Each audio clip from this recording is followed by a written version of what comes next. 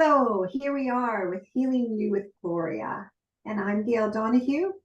And we were discussing structural patterns. And we were chatting about the first important step is being able to recognize them, to notice them, and then begin to recognize these structural patterns. So, Gloria, can you take us through what are the next steps? Where do we go from here? We recognize that, okay, I'm doing the same thing again. I don't want to be doing it. I don't want to be thinking that, I don't have any answers, so therefore I should keep my hand down and not speak to anyone. I don't want to keep doing that. I have things to say. So how do when Yeah. we recognize this, what do we do? Well, the key, as you've said, is being able to actually recognize it and to be honest about what we are recognizing. To notice what is it that I've been doing that I keep repeating. And is that effective? Is that advancing me to what I want? Or does it keep throwing me back to where I've already been? And so being honest with ourselves and being able to be really to make an objective observation of what is actually happening is key. And then also being able to recognize. Can you maybe just, you gave a great example in one of our sessions before about eating and eating late at night. You notice that being one of your patterns. So what did you do with that when you talk about the honesty there? Well, I'm honest with myself that, okay, what that looks like is, okay, I've gone a little unconscious and I've gotten my emotions kind of revved up by the television show that I'm watching. So I've gotten engaged with that. And the habit that I would have is when I start to feel that little bit of anxiety or tension coming up, I resolve the tension by stuffing my face. And it's like, I just can't get the popcorn in fast enough, right? Fast enough. Yeah. Yeah. And I'm like, what? The whole bag's gone already? So like, that's an unconscious pattern that I did that would resolve the tension, but it didn't resolve the tension in an advancing way that actually went towards my goal of health, of being healthy. I need Okay. to recognize I have a goal.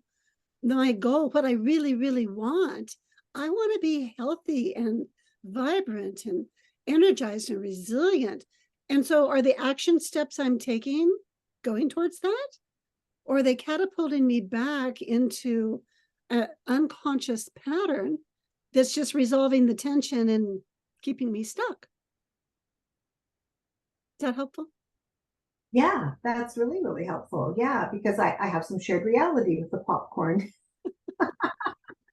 What I can do in the moment when I notice it and I choose to be honest with myself as I go, whoops, okay, wow. And I kind of step back and observe what just happened. This doesn't have to take a long time. Though at the beginning, it felt like, again, and I'd start going into judgment. Mhm. Instead, I can go, oh, okay, wow, that really came up fast and sneaky. And I need to really choose to remember what I really want. If I really want it, am I being honest with myself? Am I being accountable? Am I remembering that? And if Mhm. not, then when I notice it later, I can do what I would call a rewind or a post rehearsal where I wake up the next morning, I'm like, oh, my gut's kind of full. Oh, I ate all that popcorn. Oh, wow. And I can take a moment to just acknowledge that. I don't have to beat myself up. I can learn from my experience that wasn't effective. It had an impact. I step on the scale, I see the result. Do I want to keep that result going?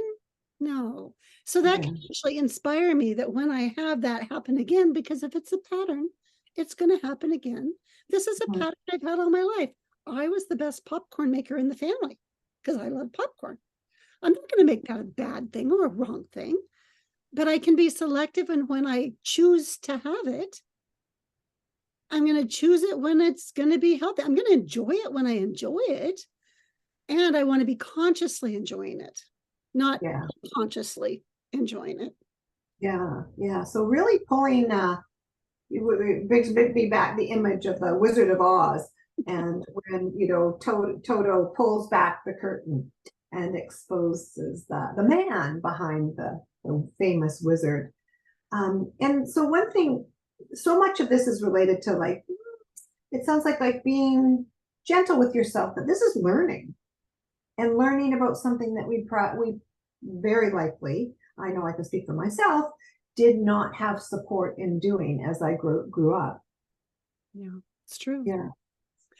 And so learning how to be even playful with myself has been really helpful for me. Because I did go through the school of hard knocks where I learned how to really beat myself up and make myself wrong. And so to come back from that and to bring in that kind of unconditional love of self and recognize that when we have these human experiences, they make sense and they're pretty common. And I can choose to step back and I can step into my truth and I can remember what I really want. And even if it's just for, like I've said before, 15 minutes, I do this. Okay, I've made it 15 minutes. Bet I can do it for another 15. And that creates a structural tension that I'm naming the truth. Boy, I'm really feeling some revved upness inside of me from watching this show. And I really like to eat popcorn when that's happening. And I'm going to choose to eat something different it's going to satisfy me in a different way. It's not going to resolve the tension of the popcorn, but it's going to actually inspire me to go towards my goal of being healthy.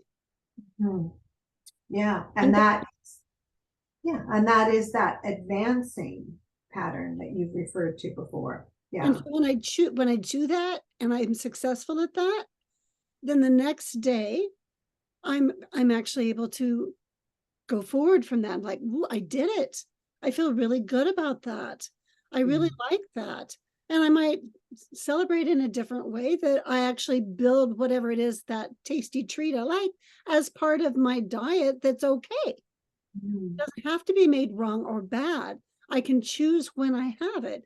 And then I can get into a new pattern of choosing what is healthy for myself. I'm going to go exercise. I'm going to do these other things that I do, go for walks. So there's all different kinds of ways to build that in, but it's remembering, what do I really want, having that primary choice, so then all my secondary choices that lead up to it give me that sense of success, that then I feel encouraged that I'm doing this thing. Yeah. It's possible. Yeah, I know from my own experience, having a little bit of success is such a help and a motivator to keep going. Yeah. That success and encouragement. And then, I keep on sometimes coming back to this, but I also find that, in this community, with having others to hear their success and, and have them go, celebrate the success for you. It helps, especially when it's just in such a container of safety, which is and there's a ripple effect that happens from that, because as we all come into that resonant field with one another, it exponentially magnifies and everyone gets to experience the results. Yeah, it's beautiful. It's beautiful. Well, thank you so much, Gloria. I look forward to us getting together next time and having more of these delicious conversations.